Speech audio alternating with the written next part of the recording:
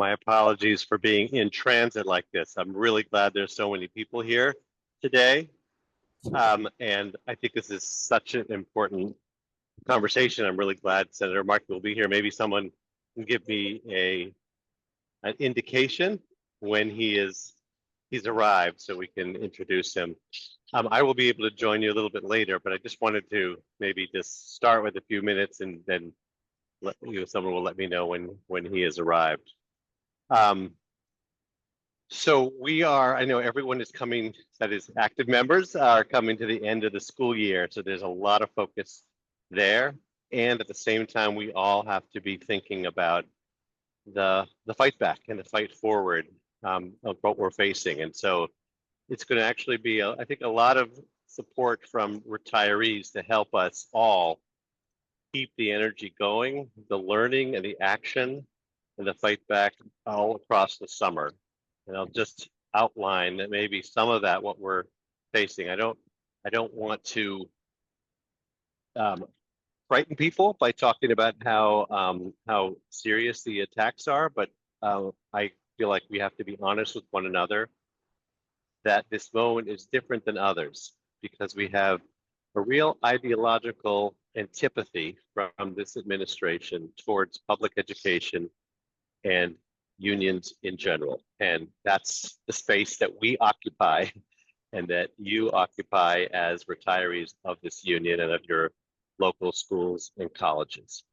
And it is not just kind of like a grab bag, something that they decided that they wanted to attack. It's a central part of authoritarian regimes to go after public education, which is where people learn to be citizens. They learn about democracy. They learn about thinking for themselves.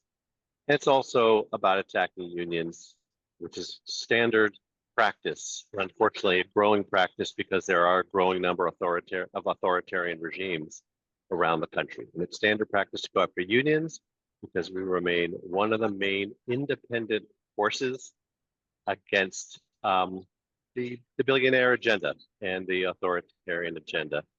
And I always like to say at our annual meeting that not a dime of our money comes to run this organization, to run our locals and our statewide union comes from billionaire donors. We are independent. We depend on the dues of our members. That's super important because we stand independent and committed to working people and public education, pre-K through higher ed.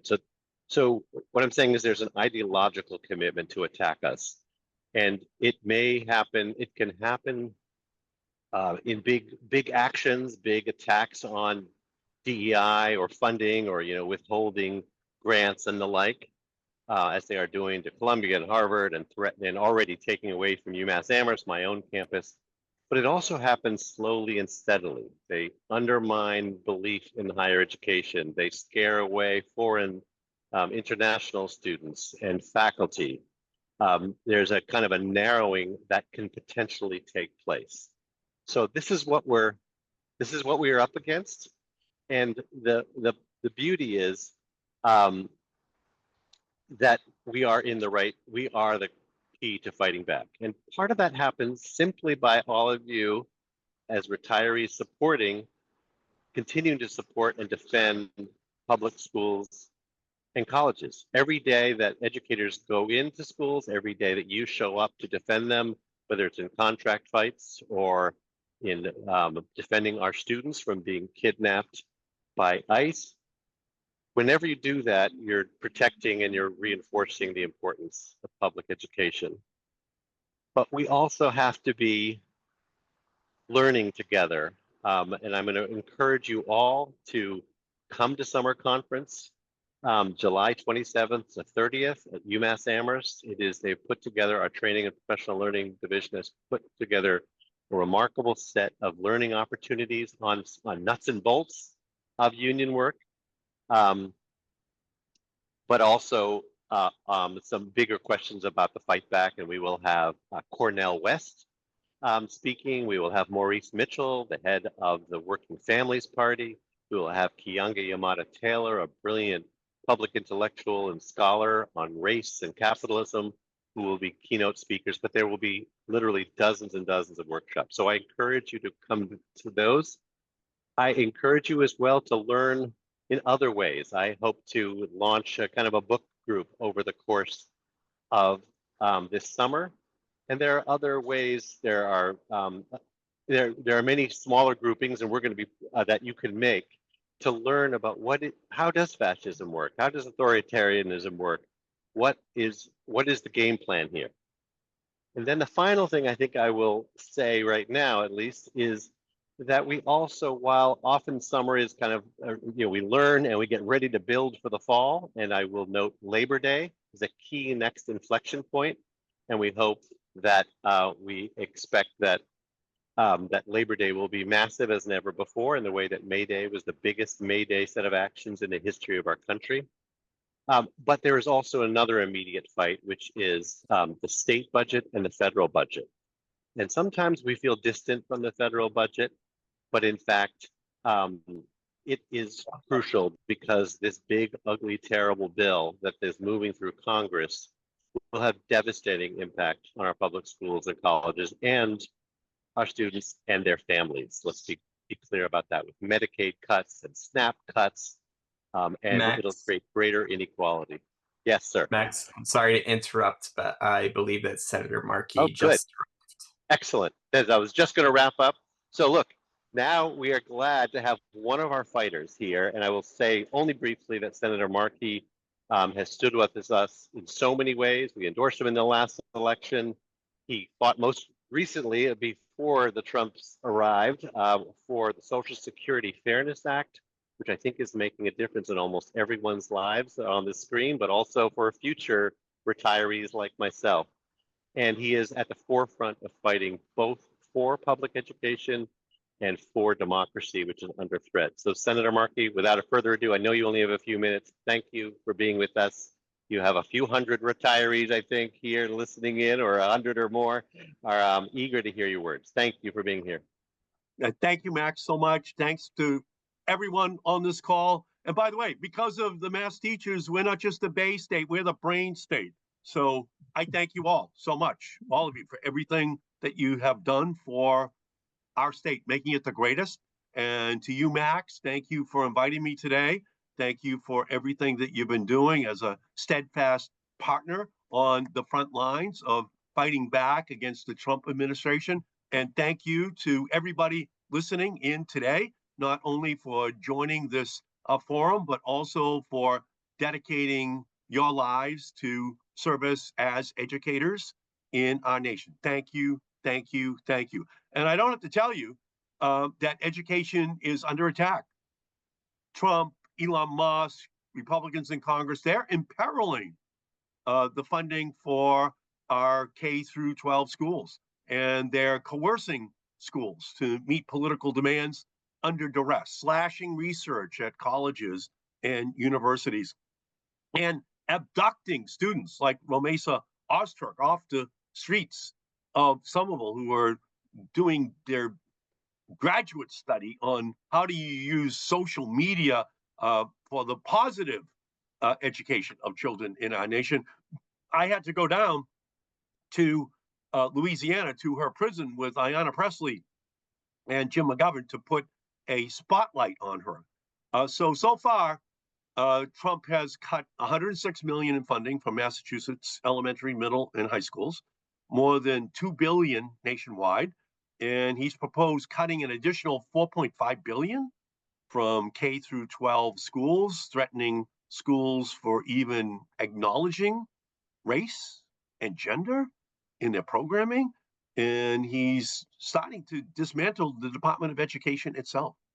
He's cutting billions of research funding in universities and colleges. He's imperiling groundbreaking and life-saving research, along with the livelihoods of students, faculty, and staff, and revoked hundreds of student visas and kidnapped students off the streets and issued political demands of universities under threat of sham investigations and further funding cuts. And now, the congressional Republicans are doing Trump's bidding. They proposed a new budget where it will funnel $20 billion to private schools. in a tax credit for vouchers. And their scheme is to decimate the Pell Grants, to put it out of reach for hundreds of thousands of low income and first generation students, to cut SNAP and Medicaid and leave kids and families hungrier and without health care. This is one big, ugly bill. That's what it is. And it's a big billionaire bonus. So we have to just make sure that we are expanding healthcare for every child, giving them what they need in order to maximize their God-given abilities. My father drove a truck for the Hood Mill Company, and I'm a United States Senator. That was not on the scoreboard on the day that I was born. And all of you have the same story that I have, that we had a chance to have the American dream. And right now, they're attacking the possibilities for the American dream to be available for every single person, every single kid in our country. We just have to make sure that whether you're low income, regardless of your race, regardless of where you're from, that you're able to maximize that. And the billionaires just can't loot all of this funding from the poorest kids, from the kids that are going to make America great truly in the 21st century, in order to give it over to those who are already wealthy.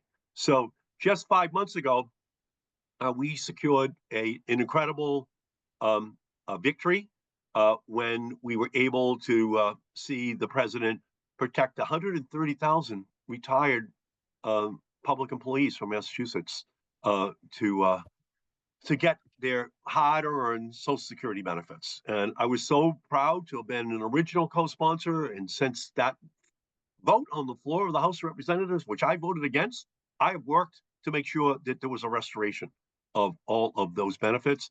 And so many of you paid your fair share into Social Security, and you deserved it. So this is a victory that could not have come at a more crucial time. We know Trump would have never signed the bill. It was one of the last bills Biden signed. And I was having breakfast in Dempsey's in Medford, and an older woman came up to me with her nephew and just said, "You don't know what the passage of that bill is going to mean for me and for my grandchild in terms of the extra income we're going to have in our family." So this just bears repeating. Major corporations are hiking up prices on the American people while paying effectively no federal taxes. That's a windfall. Billionaire cronies benefiting from a tax benefit for themselves. That's a windfall. Having a hard-earned Social Security benefit flow to hard-working public servants, that is not a windfall. That is earned. So what they're talking about is something going forward that is just so cruel, so callous. They're cut so indifferent to the impact that it's going to have upon ordinary families that it's just bringing out the Malden in me every single day, because I know how fortunate I was. And I know that all of you dedicated your life to making sure that every child whose lives you touched was able to dream big. And so that's where I'm going to be every single day, fighting for you, working for you. And so you just let me know and I will be there. So thank you, Max, so much for this opportunity once again to partner with you. And so just keep me in this fight. I want to be by your side all the way. Thank you so much.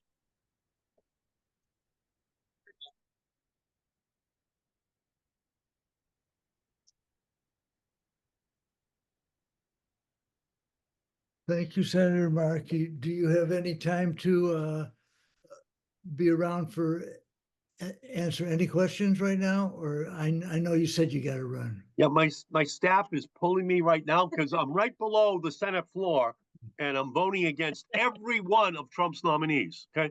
And that's what we're doing today. I'm voting against every one of them. Go forward. That's important. Malevolent intent any of them have, but I know they're under total control of Trump. So I'm right underneath the floor and these roll calls keep going up. So maybe just one question if you want to, if someone has one. Dale, do you have something? I do. I have lots of thank you, Senator, for everything that you've done, particularly the WEP GPO repeal, for going to down to visit Louisiana. Louisiana. But we do have a question about whether there's any move to impeach. An easy one. Well, I've already voted twice.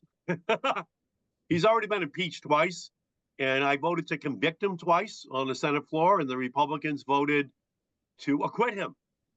So, in my opinion, what he's doing with his crypto boys parties, where they gave him $200-300 million, or his family and country after country trying to build Trump hotels, even as Trump is negotiating what the tariff will be on that country at the same time, or his announcement and his instructions to the Justice Department to not enforce the Foreign Corrupt Practices Act. Oh my goodness, something's going to happen here. Okay, I don't know what it is, but he's like begging for impeachable offenses to be committed in his name. And when that happens, we'll hold him accountable. We'll force him to do so. Now, the best way to do that, of course, is to win back the House of Representatives next year, which we will do if we keep our energy levels high, if we don't agonize, but we organize, because that's where the impeachment starts. It's in the House of Representatives, and it's not starting under Speaker Johnson. So we need to win the House next year. And secondly, we have a shot increasingly at winning the Senate as well. So we just have to keep our energy level high. Right now, according to polling, by 5 percentage points, people are more likely to vote for a Democrat as opposed to a Republican for the House and Senate next year, which means we'll win the House and Senate. But there's nothing guaranteed. It's all dependent upon what we do in the interim to make sure that our energy levels are high. And I'll say this about teachers. Teachers are a special set of political players. You're well educated, you know how to communicate, you're highly respected in the community, and you play an outsized a role in how the politics of our country are conducted. So Max has always been a great leader. All of you have been as well. We just have to keep our energy level high, and we will win and make him accountable. So again, I thank you all so much. And by the way, I'm right here underneath the Senate floor. And on January 6th, it was in these corridors that all these crazy people were running through, dressed like cartoon characters in a sci-fi movie, you know, trying to bang down the doors here and grab people. And they're lucky they actually didn't kill anyone, because obviously that was a very real possibility. He's pardoning all these people. And he wants to convict people who are innocent. He wants to put them in prison. It's all the world upside down. So the teachers are the educators, and the educators can lead to activation and then to implementation of a political agenda in our country, which is fair for everyone. That's who all of you have dedicated your lives to doing. And I'm glad finally we have some Social Security fairness for you too, because that was something that was being denied to you. So thank you all so much. Thanks to Max, and thanks to all of you for everything that you do. Thank you. We appreciate it. And there's a lot of appreciations in the chat for you too. Thank you. Okay, be well. Thank you for fighting for us. Thank you. Thank you. Max is back. Max is back. That's good timing. So I figured, you know, we could hear from Max and Deb, and then, you know, open it up. There's a lot to be said, and how can, you know, our purpose is to figure out how to organize. What does resistance look like? What does this minute call for? So, Max, This is Dale. Can I interrupt 1 second? of course. I'm going to put in the chat the phone number from Senator Markey's Boston office, and also the link to his webpage, which has an option for you to contact him. And we would encourage you to send both your thanks and your questions and concerns to him, either by phone or using the contact on the website. Thanks. That's great. Max, if you're there, do you feel like you want to, Well, yes, Deb? I only want to say one thing. I wanted to turn it to Deb, and I will, of course, be on if there are questions and participate in the discussion. The only last thing I was going to say when Senator Markey came on was, given that it is an issue right in front of us, which is, I call it state terrorism, the kidnapping of our citizens. And the one that clearly has galvanized, has been reported all over the world, is the kidnapping of Marcelo Gomes da Silva, a student in Milford. And there were, as you may know, there was over 1,000 people at a march on Sunday. The students staged a walkout on Monday, maybe even again today. And there's a big hearing tomorrow. Deb, maybe you'll be speaking to that and you can give some more details. This is a time when I would ask that every retired member joins the Wisdom Warriors. So I think you've heard a lot about them. Maybe people will do some more explanation for those who are relatively new to the retired members committee space. But that is the group of retirees who are ready to go, kind of like men and women, to show up to support educators in their local fights, and as well as something like this, where we are trying to defend our students. And it's a moment where it's so appalling what taking away this junior in high school is on the way to volleyball practice. I think it's galvanized a lot of people who may otherwise have been sort of laying low. That community, which is not necessarily, I would not call it necessarily the most left-wing community at all, said this is just wrong. Whatever other political beliefs they may have, this is just wrong. So I would urge people both to show up there, but also be prepared and sign on to the Wisdom Warriors, learn about it, get on the list, and be ready to show up as needed. This is part of our fight back, is making sure that we don't let these atrocities just get swept under the rug, forgotten. So I'll leave it there, and I know Deb will have some comments, and I will of course stay on as long as I can before my flight takes off to participate in this discussion.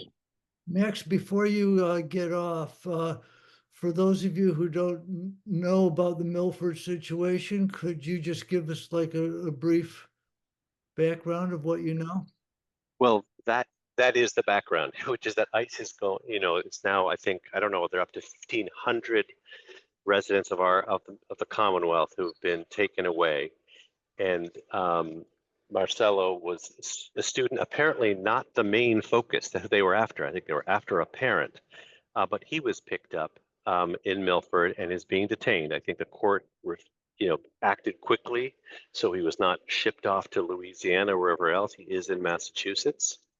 But there's a hearing in the court tomorrow about trying to get him back. But that's sort of, and Deb may have more details than that, but that's the community is rallying to try to get him released. But obviously, this is happening all over the Commonwealth. Right. Thanks, Max. I'm gonna turn it over to Deb for some words, and then we're can get into discussion about what can we do. So Deb. Well, thanks. yeah, thank you. Max is on his way on a plane. I literally pulled over on a side street here. I think this is the first time that I've got my Post-it notes on my GPS. I don't know if you can see it. I just want to make sure that I highlight all of the important topics. I want to start first with a really important event that's happening tonight. I believe Ricardo is going to put the link in the chat, but there is a forum happening tonight that is hosted by our Anti-Racism Task Force on Immigration, Education, and Rights. And so Ricardo, I'm just going to assume, is prepared to do it. He let me know he was going to do it. And for those of you who have the opportunity, we're going to ask that you join us for this very important webinar as we just continue to educate folks in real time as this fight back takes place. I did have the opportunity to just see one of the questions that came across about what are we doing on June 14th. I'd like to call attention to the LGBTQ plus parade that is happening in Boston. Many Massachusetts educators have signed up already. We have been promoting it in the Union News. After the march, we will meet in Ashburton to just enjoy a lunch in each other's companies. I think that it's really important that if you have the opportunity that you join us. I should have happened in the last 48 hours to give you an idea of all of the things that are happening as we fight back.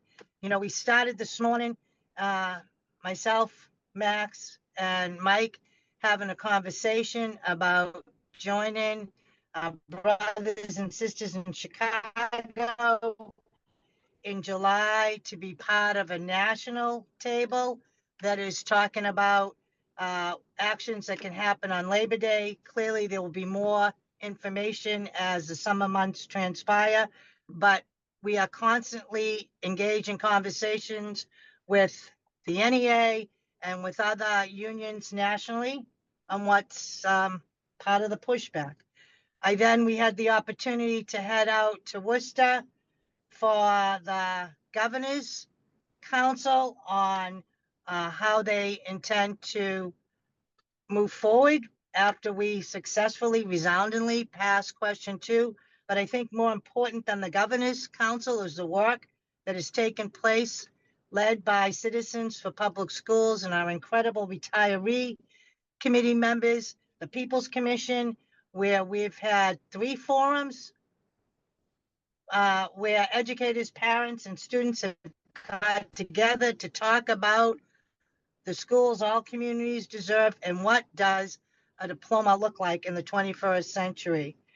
I'm on the side of the road here in Belmont because there's going to be an action at 4:15 where this union is pushing back and fighting for the benefits around paid family medical leave, around paraprofessionals, living wage. From there, I have the chance to head to Easton tonight. I'll be given a scholarship. I really want to lift up the work of raising multicultural kids. This is also part of the Resistance, a nonprofit group that is reading books in our classrooms, that is creating lesson plans around diversity, equity, and inclusion. And then from there, first thing in the morning, there is a standout in Waltham where the educators in that community have come together for an action from 7 to 8 o'clock, standing up for all students and for immigration rights. I heard a question asked about Marcelo. The newest information that I have is there is a hearing at 1 o'clock tomorrow, maybe in Chelmsford. I also saw something where there is an attempt to move him out of the state into Rhode Island. Max briefly talked about the resistance that has happened in Milford, and I just think it is so important because it really demonstrates the sentiment that hope is a political action. And as Max described, this is a community that hasn't been so politically active, but when one of their own is kidnapped on the street, this community in less than 36 hours has come together where more than 1,200 folks showed up after graduation. But I also really want to give a huge shout out to a team here led by Ricardo Rosa and others on our staff who've been part of a weekly organization of community members and groups throughout the Commonwealth who are working in our communities, pushing back. We had the opportunity to take some monies from our MTAB board and to transfer it and to make some donations into some of these groups to be part of the community support as they're doing the work on the ground. The other thing I have here on the list that I wanted to lift up, I think it's really important because our trans students and educators are under attack. I had the chance to go out to the NEA conference about a month ago, and as it was becoming clear how much of an attack was going to be happening against this community, we realized that we've never had a conference or a summit for the LGBTQ plus here in the MTA. And so we brought that forward to annual meeting, and we will now in October be having a first summit. And we are in the process of talking about creating the cards, just like the red cards, where we will be creating informational toolkits around knowing your rights for our trans educators and our trans students. And then the last one, okay, is the last one that in the last 48 hours is, and this is where I'm hoping that some of the retirees on this call can really get engaged, but there is a lot of attention happening legislatively and through some grants around the science of reading, which is nothing more than just the privatization of our public good, the deprofessionalization of our educators, where the privateers are coming in during our workday and providing reading evidence-based instructions on the Chromebooks. And so that's another thing that we'll be hearing more in the next couple of weeks, and asking for retirees to help us as part of that resistance. Okay, low battery mode, of course. All right. And so that's my update, Rick, on Mhm. everything that's been going on in the last 48 hours and some of the things that we've been doing. Thank you, Deb. And I think, there's so much to respond to right now. And we are an organized body of retired members. And the big question, well, besides questions for for Max or Deb, and I think Max is on for a little while longer as he's boarding the plane. But what does it look like for retired members to resist? And what kind of either questions do you have for Max or Deb, or what are your own feelings about this? And I'm going to turn it over to Dale to maybe organize this discussion. Go there. Did you and Kathy want to lay out what the RMC is doing in an organized fashion to push back? Well, just in general, and I think many people on this call know already, we are one thing we're doing to push back is things like this. We're trying to get people together, speaker series on topics that are relevant, both, for, retirees and their pensions and their benefits, and on more social justice issues that the union is fighting for. So that's one thing. And as Max raised, the Wisdom Warriors, we are ready to go and ready to roll. And we've been to different contract negotiation, locals fighting for contracts. And we are also, recognizing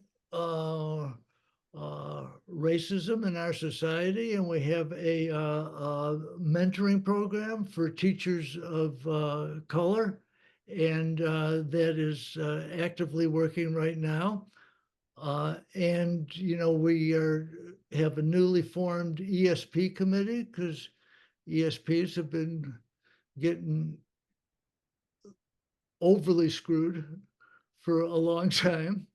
And we also have, following up from question 2 and the MCAS question, we are